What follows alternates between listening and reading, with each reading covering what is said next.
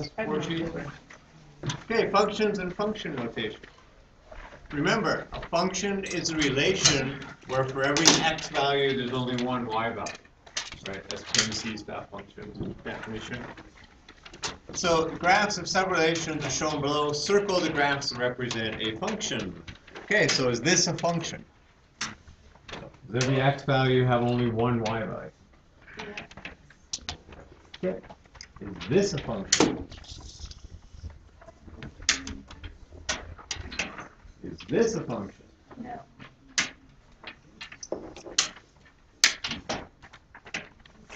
Is this a function? Okay, because the x value 2 has two different y values. Is this a function? No. Okay, same deal, right? There's an x value that has two different y values. This a function? No. Yes. Okay, remember there's an asymptote here. The graph of y equals f of x is shown. State the domain and range. Okay, so what's the domain of this function?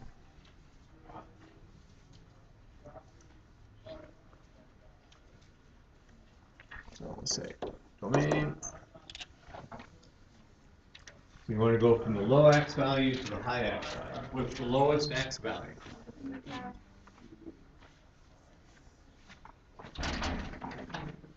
-5. What's the highest x value? +6. So we write that as -5. We start with the low value. Is less than or equal to the variable which is x, which is less than or equal to 6. And what's the range?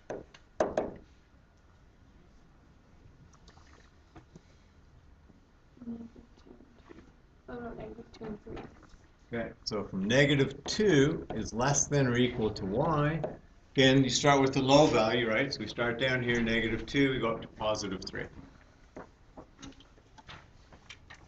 State each of the following. Some values will be approximate. What is f at -2?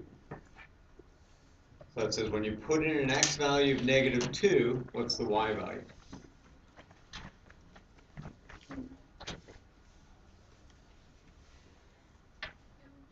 Two, right? So you just go along the graph, find -2, that's your x value of -2 is going to give you a y value of 2. What's f of 0?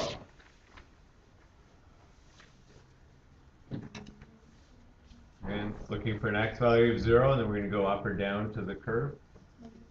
-2. What's f of 4? 3.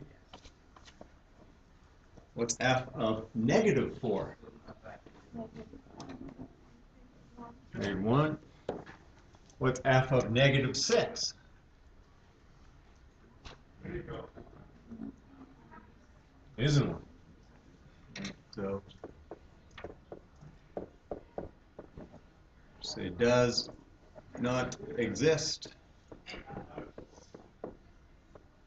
or DNE, no value. If f of x is 3, so this is saying if y is equal to 3, then what's x?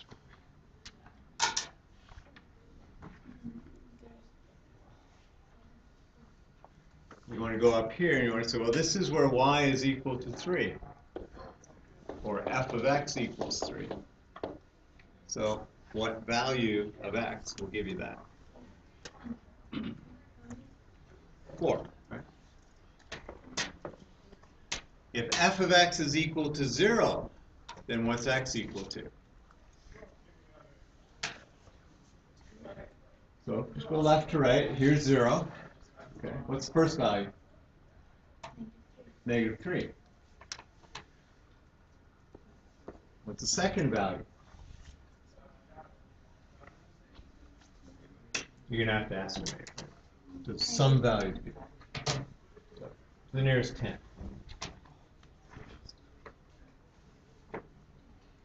You know?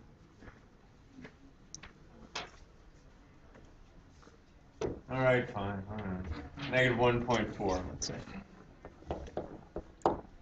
What's the next value? 2. Next value. 3.4. What's the last value? 6. Okay, so we actually have 1, 2, 3. We have 5 values there, right? When f of x is equal to 0, right? You could translate that. When y is equal to 0, then what's x? And when we say when y is equal to, it means we're going along a horizontal line and we're looking for, okay, where does that happen? If f of x is negative 2, then x is negative 5, 0, and 3, right? And if f of x is equal to 4, what's x?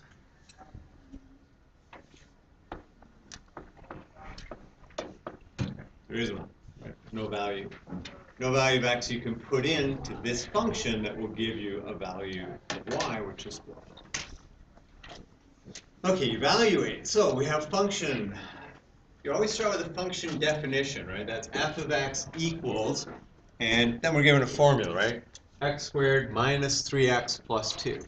So for f of 0, everywhere we see the x, we replace it with 0. Okay, so you just look up here when you have f, the number that is in here is just going to replace the x wherever it's written in the definition. Okay. So this is equal to 2. Okay, I want you to work out f of 4. Okay, so same way. Write it out. Everywhere you see an x, replace it with 4. Come up with an answer.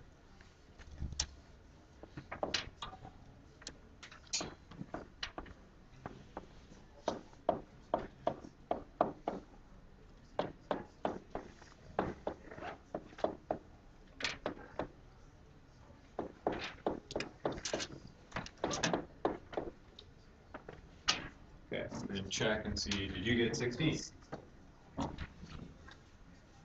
Or did I make a mistake? Usually. 3 times 4 is 12.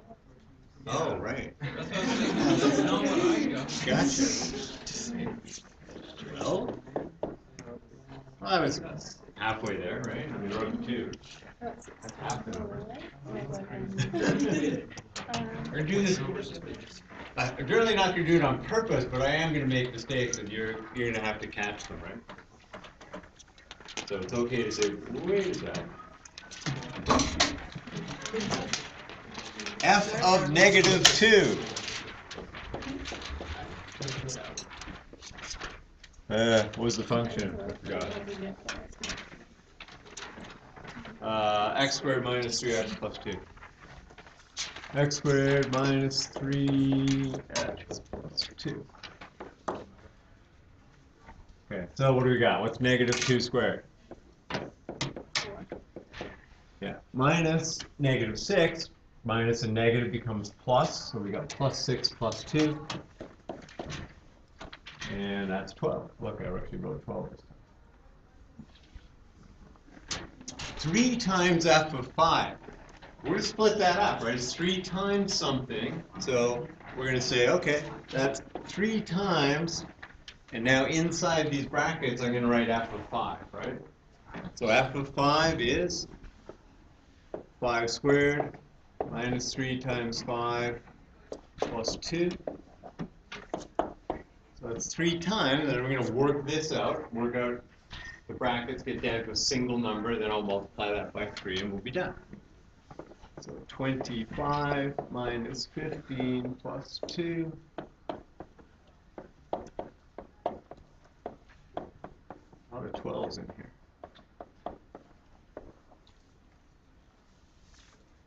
Okay, so I get 36.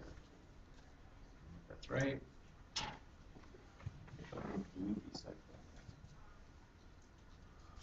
Okay,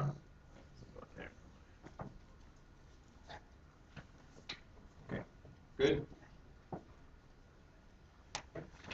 If g of x is equal to x plus 3 over 3x minus 5, so this is a rational expression, right? We're going to have a whole unit on rational expressions. Then evaluate g of 0. Okay, so g of 0 equals 0 plus 3 over 3 times 0 minus 5.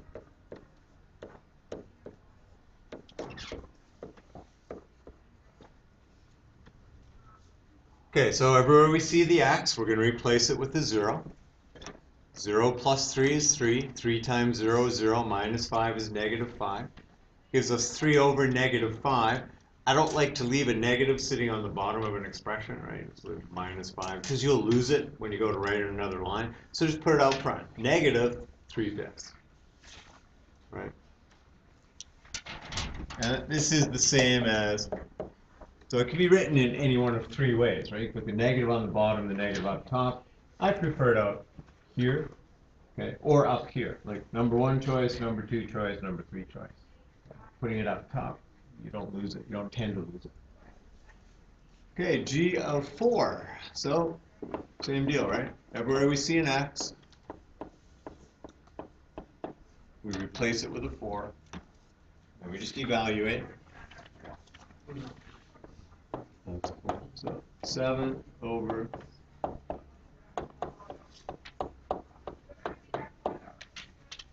and we get 1.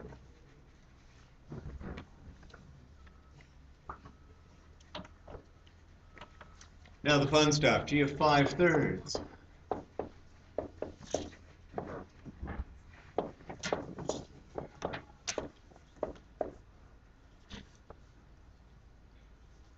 Okay, still the same deal, right? Function notation, you have a function definition, that's where it says g of x equals, so you've got x's, and then you've got g of 5/3 where you're substituting.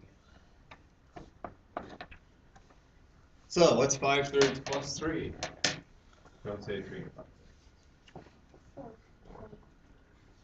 14/3, right? So what we're going to do is we're going to take 5/3.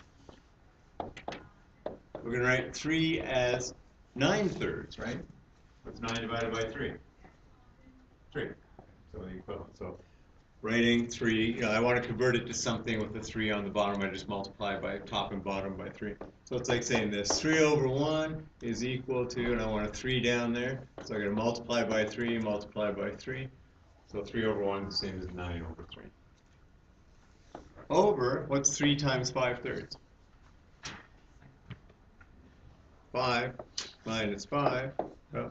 So that's 14/3 divided by 0, which is undefined. We can't divide by 0. All that work just to find out it was undefined. Should have worked bottom up, right? If we'd done this first. 0. Forget it. Doesn't really matter what's up top.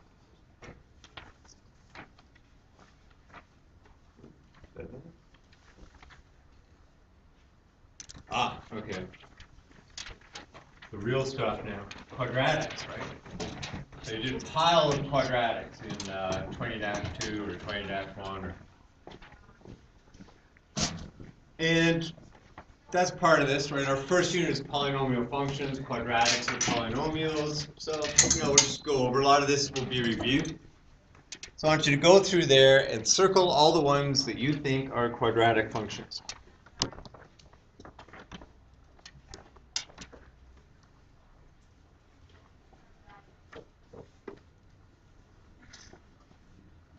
So if you think it's a quadratic, circle it.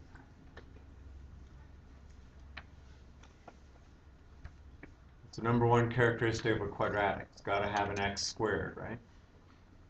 Or if it's evaluated, there will be an x squared.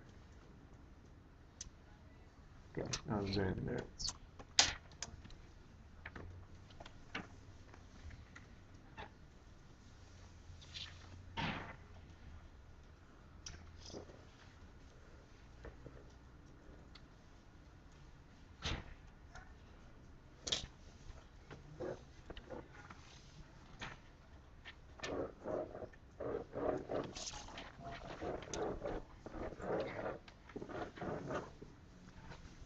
Okay.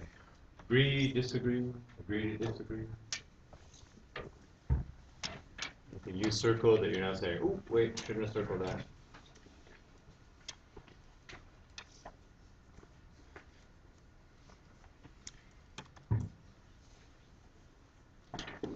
Okay.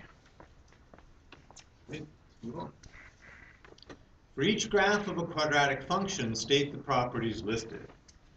All right, well, if we're going to fit them all in, then we're going to have to knock this down a bit. There we go. Okay, what are the x-intercepts for this one? 0 and 4. So I can list them like that. The one thing I don't want to do is put parentheses around that, right? Because that would turn that into an ordered pair. It would be the 0.04. So we don't want to do that, right? So intercepts are just numbers. The x-intercept is 0 and 4, or 0, 4. Y-intercept? 0. Coordinates of the vertex? 2, -4. This time we do put it in parentheses, right? Because it is an ordered pair. The equation of the axis of symmetry. X equals 2. Remember, it's x is equal to the x coordinate of the vertex. Your axis of symmetry is a vertical line that runs through the vertex, which has points 2, 4. And this is x equals 2. It's an equation, so it has to have an equal sign, right? You don't just write down 2. That's meaningless, right? The equation is 2. No. The equation is x equals 2. What is the minimum or maximum value, and which is it? So is it a minimum or a maximum? Minimum, and what is the value? -4. All right, it's a -4. What's the domain? X is an element of the rails. Here's a hint. Entire polynomial function unit, the domain is x as an element of the rails. Okay? The way it works for polynomials. Not for rationals, but for polynomials. And the range? Higher than -4, so what do we say? Y is greater than or equal to -4.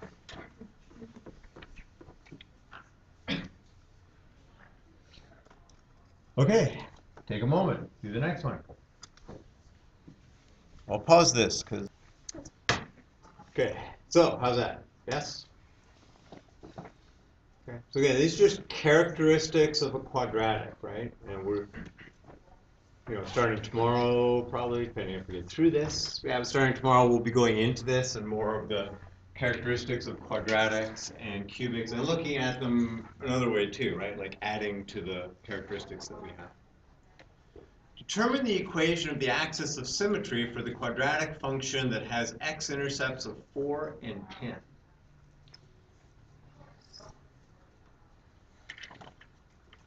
Okay, so if you want to figure this out, you might say, I'm going to draw myself a little picture here.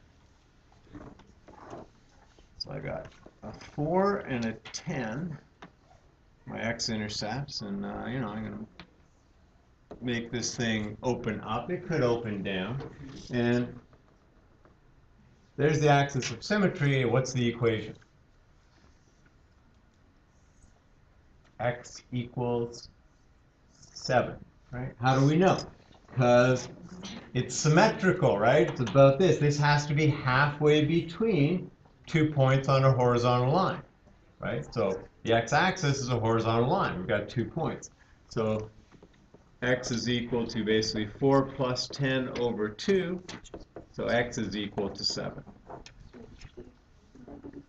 Okay, now, how about x-intercepts of -3 and 4?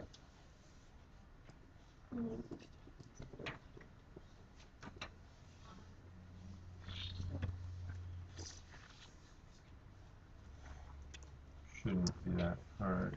Yeah. 0.x is equal to 1/2. So now that we know what we're doing, right, we can write down, okay, I don't need the diagram anymore, right? I just realize that, oh yeah, it's halfway between, so x is equal to -3 plus 4 over 2, which is 1/2. Passes through the points -2, 5, and 6, 5.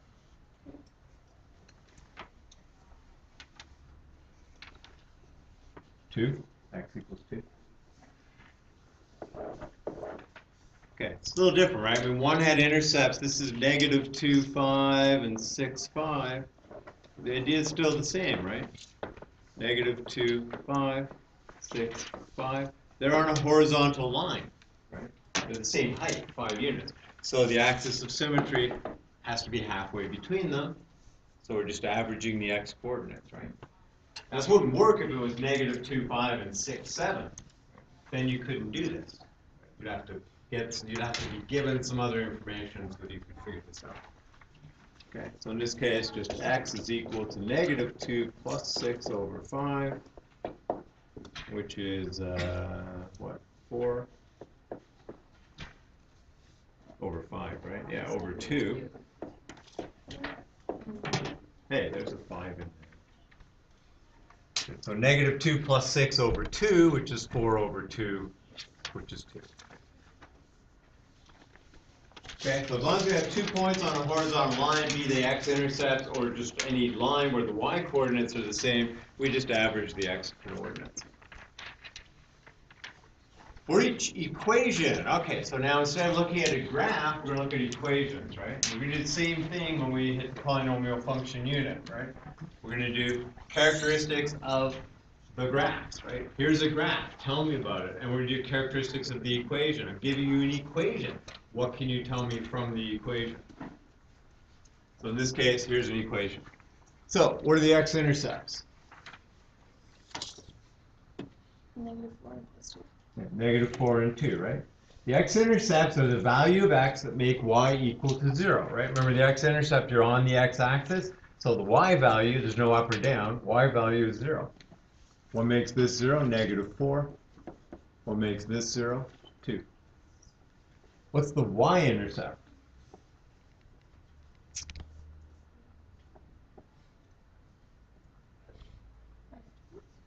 So to find the y-intercept, what do you set to what?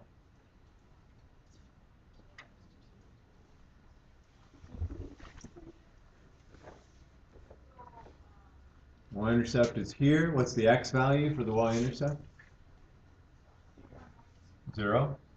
Okay, so you put x as 0, what do you get here? 4. Put x as 0, what do you get here? What's 4 times negative 2? What's 3 times negative 8? Negative 24.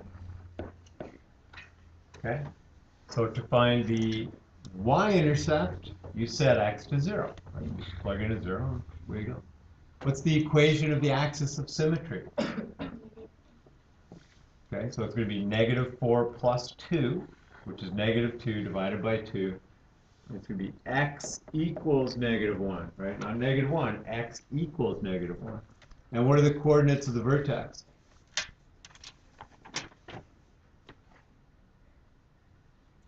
Negative 4 and that. Okay, so we know the axis of symmetry goes through the vertex, right? So we got to have an x value of negative 1. We got to do this with, so we need to figure out f of negative 1.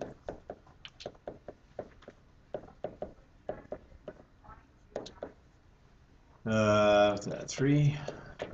Negative 3. So negative 27.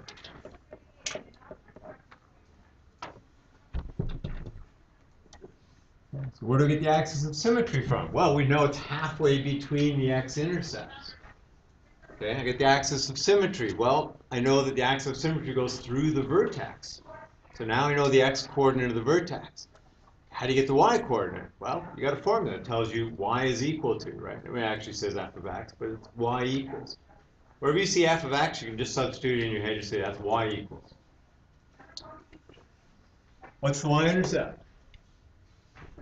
14, right? I mean, if it's written in standard form, y equals, well, you know, okay, that's 0, it's just y equals 14.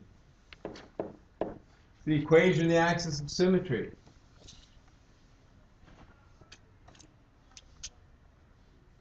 God only knows. I mean, yeah, we'd have to graph it, we'd have to, we could do a little partial factoring. I'm partial to partial factoring, so. Some of you may never have seen partial factoring.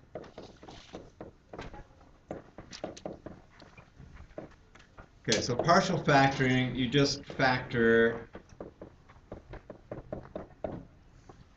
an x out of the first 2 terms. Okay, and so now we know that if x is equal to 0, y will be 14. If x is equal to 8, y will be 14. Right? So we get the point 0, 14 and 8, 14. So the axis of symmetry is x equals 4, halfway between. Coordinates of the vertex, put a 4 in here. 16 minus 32 is negative 16 plus 14 is negative 2. So 4 and negative 2. Okay. Could also, can you factor that? Multiply by 14. No, I don't think so. So I don't think that doesn't factor. Right, so, but we don't need to. Right? We've got another way to do it, right? Because all we're interested in is where's the vertex, right? Well, to get the vertex, I need the axis of symmetry. To get the axis of symmetry, I need 2 points on a horizontal line, and that would be the point 0, 14, and 8, 14.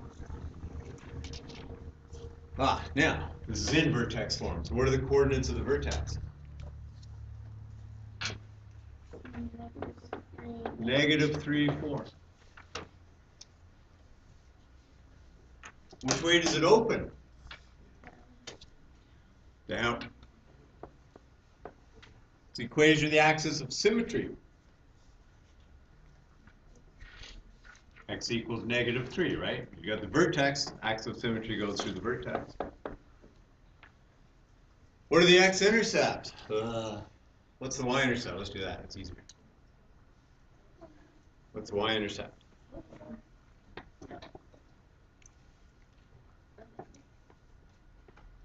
What's 0 plus 3? 3. What's 3 squared? What's the negative of 9? Negative 9, and then you add 4. I know. Negative 5, right? Just put a 0 in there, okay? 3 squared is 9, that's going to be negative 9 plus 4 is 5. Right? You shouldn't need a calculator for that, right? We're squaring 3, we're making it negative, and we're adding 4. X-intercepts. X-intercepts means that y is equal to 0. So let's go 0 is equal to negative x plus 3 squared plus 4. So negative 4 is negative x plus 3 squared. So 4 is x plus 3 squared. So plus or minus 2 is x plus 3. So x is negative 3 plus 2, or x is negative 3 minus 2. Negative 1 and negative 5. We're solving in vertex form, right? I mean, we're just going to move the number over. We're going to take the square root of both sides. And when you square root 4, you get plus 2 and minus 2, right? There's 2 square roots. Okay? Positive and the negative. It's 245. Okay, so it's a good time to pause. Let's pause. So you need, okay, quadratic equations, right? So quadratic functions is like unit 1 of your 20 course, and quadratic equations like unit 2. So solve this by graphing on your calculator. Okay, so easy enough. Get out the calculator, which is broken. Oh, it's because my battery's low. Need new batteries. Have both batteries in subscription. Okay.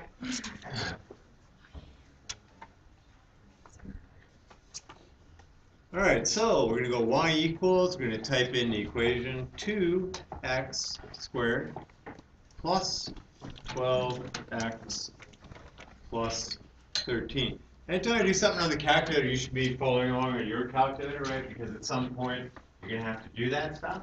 And it's good to have a little bit of practice in and knowing what buttons to push and all of that. And then I'm just going to go zoom 6, draw it on the standard window. That's where we're going to start. See, yeah, okay, it's good enough, right? I mean, we can find the x-intercepts using this. Okay, so solving, it's got to be equal to 0, right? It means y is 0. Where is y 0 when you have the x-intercepts?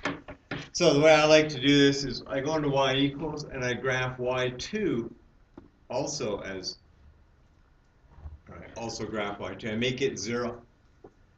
Now the color one is nice, where you see a little red line come across. And what I want to find is these intersects. Because doing an intersect on your calculator is easier than doing a 0. With the 0, you have to go left bound, right bound, and guess. With an intersect, let's go number 5 for intersect, you just move to, so that's kind of up there. You just move to about, cut that up. Moved. All over the place. Intersect. Okay, you just move to about the point of intersection, and then hit enter 3 times, right? Because it's asking for the first curve, so you notice it's the blue curve. Then it's asking for the second curve, which is the red curve, and then a guess, and you're already there. And we've got 4.58, so round to the nearest hundredth. Sorry, negative 4.58.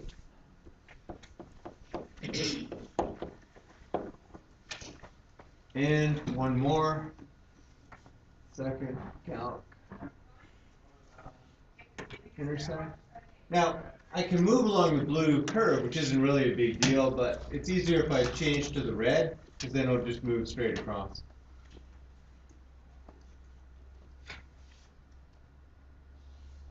And then hit enter 1, 2, 3.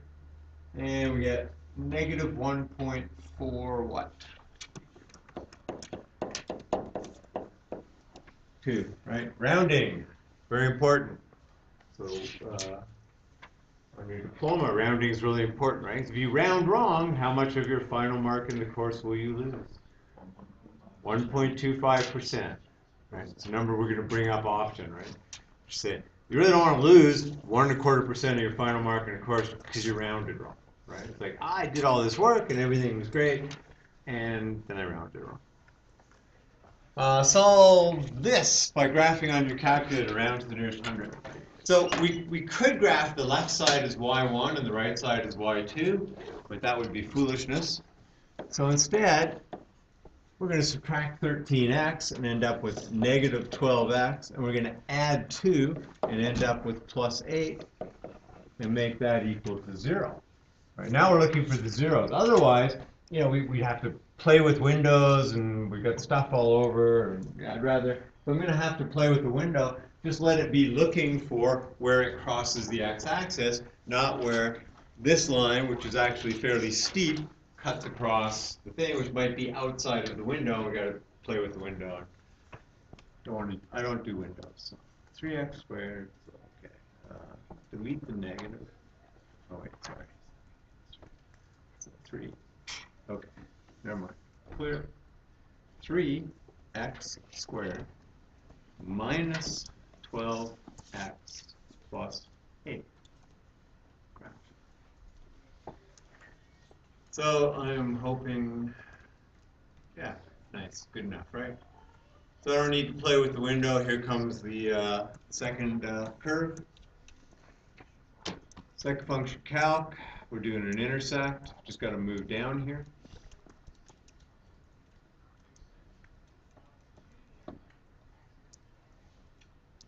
Enter, enter, enter. Okay, what's the rounded value for that? 0.85, 0.85.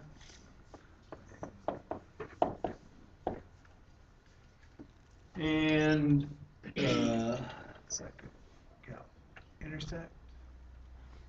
And this time I can trace along the blue. It's not that big a deal. 1, 2, 3. And this one is 3.15. Okay. Any questions? Just solve basic quadratic. Use our formula, round to the nearest, whatever. Solve by factoring, express solutions as exact facts.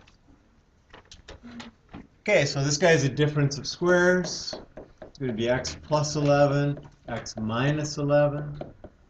And so x is equal to plus or minus 11, right? Negative 11, positive 11. 5x squared minus 9x, there's only 2 terms.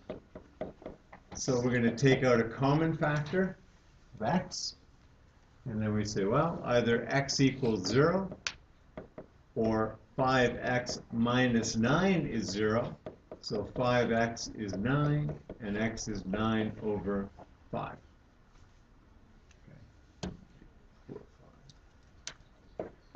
Can you explain that again? Like a, Two terms. yeah. All you can do is common factor. Okay, I was just wondering. Take out an x. Yeah. Okay.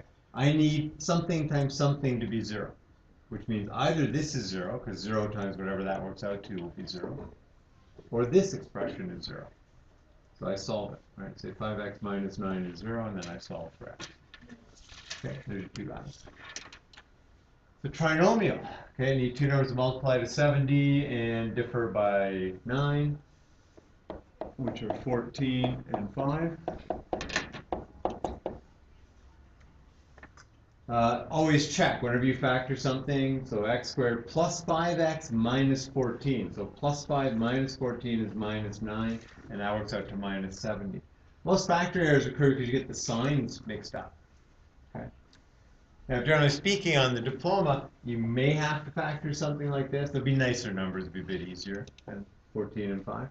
You will definitely have to factor difference of squares. Okay, for sure, 100% guaranteed. You will be factoring at least one and probably more than one difference of squares on the diploma. Okay, and then x equals 14 or negative 5, right? You want the value of x that makes this 0, which is 14, and the value of x. This guy, if it factors, and we're going to assume it factors. They said solve by factoring, so I'm not going to give you stuff that doesn't factor. So to get a 3x squared, it's going to be a 3x and an x. I need two numbers to multiply to 4, and they are probably 4 and 1, with this being plus and this being minus. So I get 3x squared plus 12 minus 1 is plus 11 minus 4. So x is 1/3 and negative 4.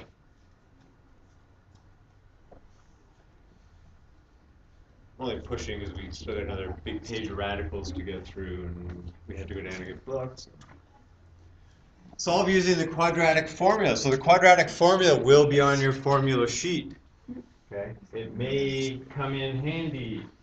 It is unlikely you're going to have to use it. I've never seen a diploma where you actually had to solve by using the quadratic formula, right? But it's possible. Okay, I'm actually going to write questions for upcoming Math 30-2 diploma exams in a couple of weeks. So maybe I'll throw one in that, yeah. I don't think so. But it could come up because they can ask you stuff about exact solutions, right? What's the exact solution or when it's expressed in that form? So there's exact values, right? So let's identify A is equal to 2, B is equal to negative 5, C is equal to 1. So x is equal to negative 5, okay, so that's negative b, plus or minus the square root, so negative 5 squared. Make sure that's in brackets. It's the negative 5 we're squaring. This term will always be positive, right? You're squaring something. So you don't get a negative 25 here. Do that, and it's going to be wrong. Minus 4 times 2 times 1. All over 2a, which is 2 times 2.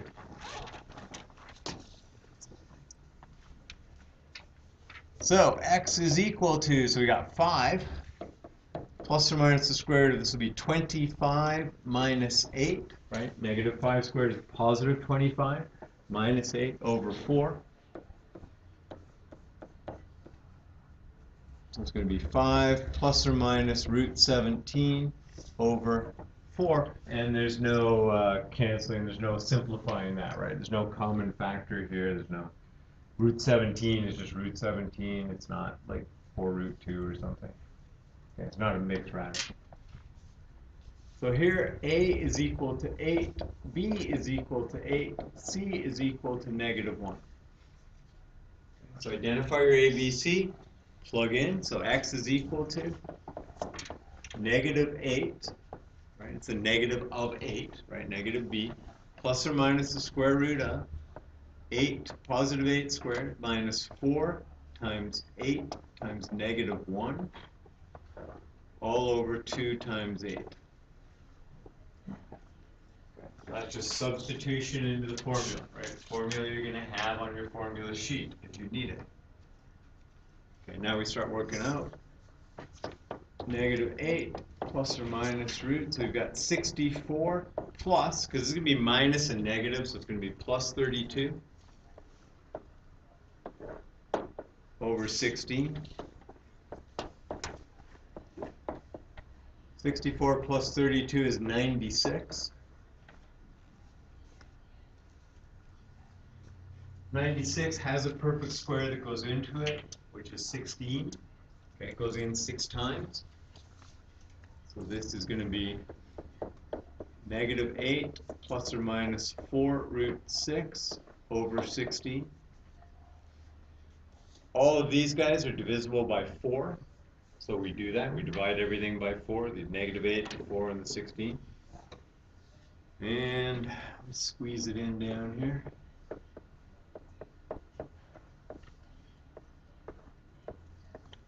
So -2 plus or minus root 6 over 4.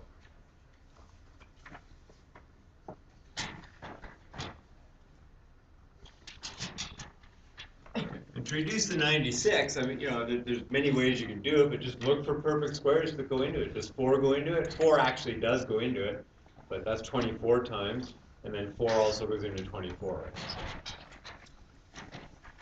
So work your way down. Now all this will be available online. I'm going to save the PDF of this and put it up.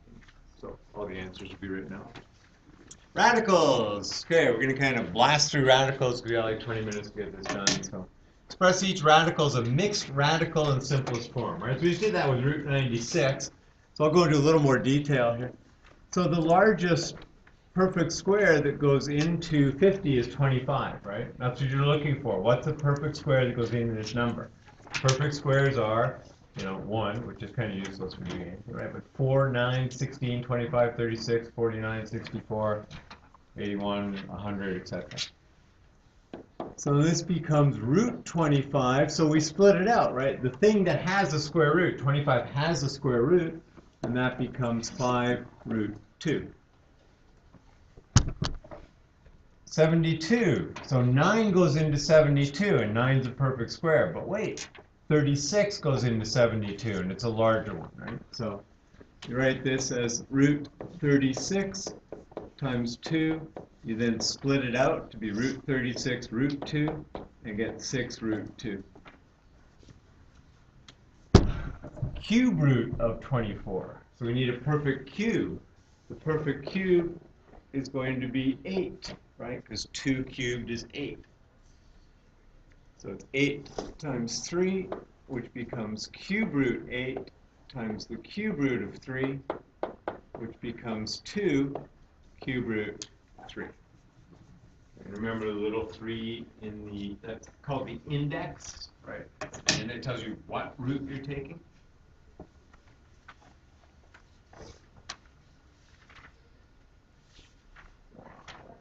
Okay. So I'm kind of going to blast through these. You just write it down. You can look at it later if you know it's going a little too fast and that. But so to simplify this radical, right, we need to take root 8. Root 8 is 2 root 2. Root 18 is 3 root 2, and root 32 is 4 root 2. Okay. So 2 plus 3 is 5. This becomes 9 root 2. So to add radicals, they need to be like radicals, right? They need to all be root 2's, and these can all become root 2's. Okay, 4 root 12. Well, root 12. So here's my thinking, right? Like when I just write down root 8 is 2 root 2, I'm just thinking, okay, so what goes into 12? 4. Okay, the square root of 4 is 2, and it goes in 3 times. So it's 4 times 2 root 3. Plus, okay, 25 goes into that, so it's 5 root 3. And 16 goes into 48, so it's minus 2 times 4 root 3. So we got 8 root 3 plus 5 root 3 minus 8 root 3, which is just 5 root 3, right? You get the plus 8 root 3 and the minus 8 root 3. Root 10 times root 20. So you could just do this as root 200, which is, okay, well, what's the perfect square that goes into 200 is 100, so it becomes 10 root 2.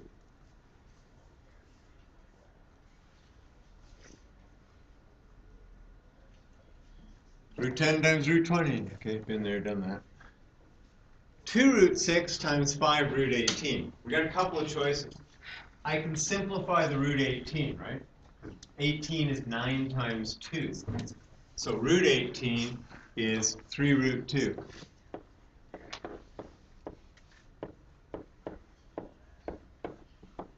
So this becomes 2 times 5 times 3 is 10, is 30 root 12. Okay, so we have 2 times 5 times 3 is 30, and we got root 6 times root 2 is root 12. But root 12 is 2 root 3. And we get 60 root 3. Okay, root 2 times 3 root 2 plus 2. There's not a whole pile of radicals in the course, okay? So you don't, say, too many radicals in that, okay? There's very little. You might have to do a little bit in rationals. You might see the odd radical, but, it's not a ton of them. Okay, so this becomes 3 root 4 plus 2 root 10. Root 4 is 2, so that's 6, right? 3 times 2 is 6, plus 2 root 10. Okay, and that's all you can do with that one, right? I mean, simplify if you get the root 4.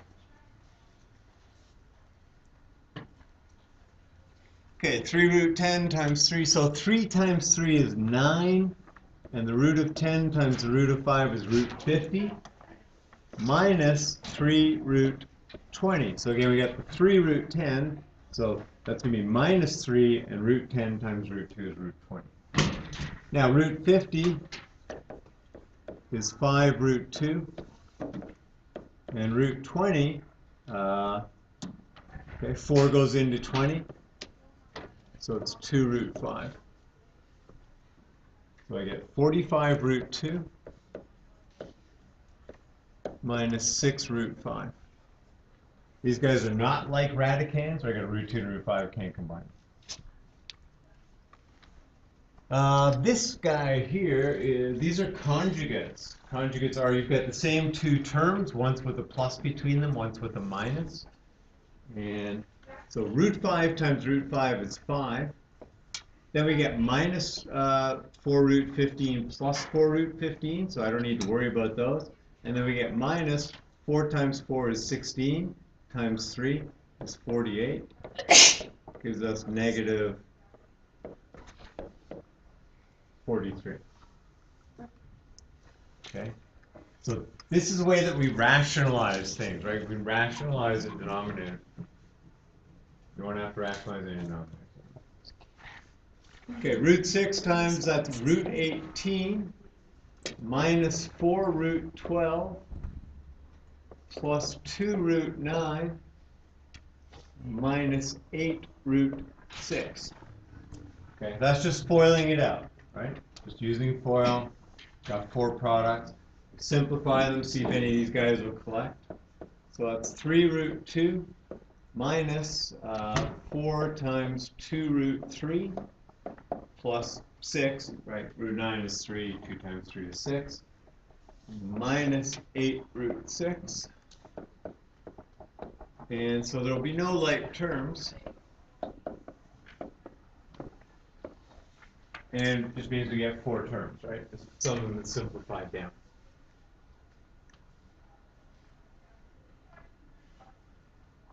Okay. Going pretty quick. Give you a moment to copy that down if you want. Expressed with rationalized denominators.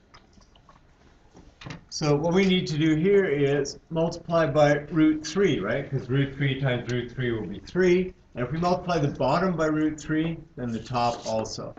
So it becomes 6 root 15 over 3. 3 goes into 6 twice. And you get 2 root 15. This guy, you can actually simplify the root 8 and the root 6, right? You can divide, if anything goes into them, like 2 goes into both of these guys, right?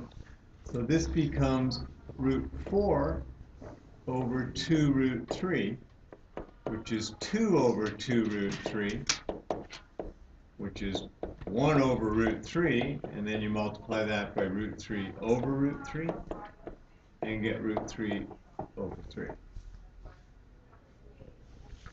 Okay, so that's one way. I'll show you another one in a sec, so if you want to copy that down or not. And the other way you can do it is just to multiply top and bottom by root 6. Okay, so if you don't recognize, hey, I can cancel that, it doesn't matter, right? You just multiply by root 6 over root 6. Gives you root 48 over 2 root 36. Now root 48 is 4 root 3 over and 12, okay, which becomes root 3 over 3. Okay, so either way you're going to get that, right? There's only one right answer. And if you want to check that answer, you just plug it into your calculator. Go root 8 divided by 2 root 6. And then go root 3 divided by 3. Should give you the exact same number. If you do that, though, make sure the root 8 is in brackets, and then you go divided by, and you need brackets here for the 2 root 6. Otherwise, it'll divide by 2, then it'll multiply by root 6. You don't put brackets around this. So anytime you're multiplying by a denominator, which has an expression, you have to put brackets around it, right? Otherwise, you'll get the wrong answer. Okay, this gets multiplied by root 5 over root 5. So it's a binomial, right? And so let's put brackets around it. So I know, okay, I got to go 2 root 2 times root 5, which is 2 root 10. And then I've got to go minus root 5 times root 5, which will be minus 5, right? Root 5 times root 5 is just 5, right? Like you don't need to think, oh, that's root 25. Just say, oh, it's 5, right? If I multiply a radical by itself, I just remove the radical sign. And then on the bottom, 5. And that's it. Nothing cancels, right? You can't take the 5 into the 10 because it's not a 10. It's a root 10. Okay. And that's just a plain old 5.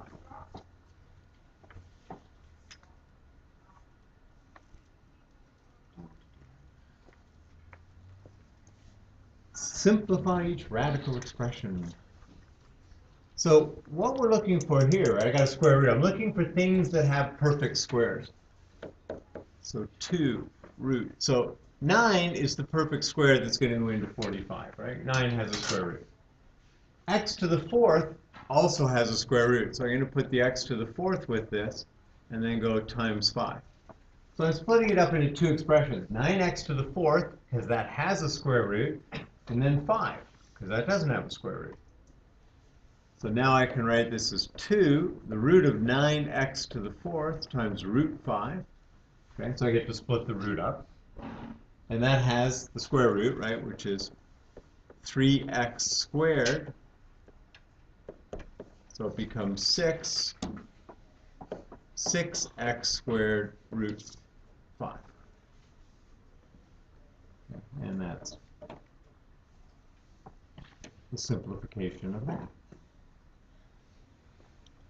Okay, again, I'm looking for perfect squares, right? So 5x to the 5th. So I want 12. Well, 12 is 4 times 3, and 4 has a square root.